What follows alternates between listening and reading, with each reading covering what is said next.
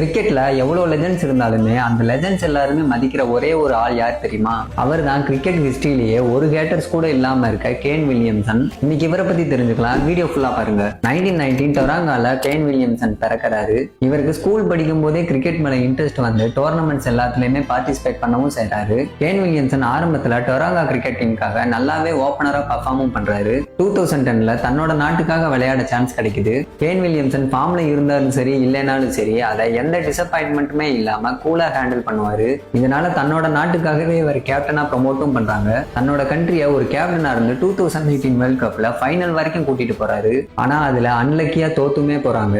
இந்த இடத்துல வேற எந்த கேப்டனா இருந்தாலுமே மக்கள் எல்லாத்துக்குமே இவங்க மேல ஒரு ஹேட் வந்திருக்கும். ஆனா அங்க நடந்தது என்ன தெரியுமா? கேன் வில்லியம்சனோட ஸ்மைலை பார்த்து இந்த உலகத்துல இருக்க எல்லா கிரிக்கெட் ஃபேன்ஸுமே இவருக்காக கொஞ்ச நேரம் ஃபீல் பண்ணாங்க. இவரை பத்தி தெரியாத உங்களோட ஃப்ரெண்ட்ஸுக்கு தெரியல ஷேர் பண்ணுங்க, அவங்களும் தெரிஞ்சுப்பாங்க. அப்படியே நம்ம பேஜை ஒரு ஃபாலோ பண்ணிக்கோங்க.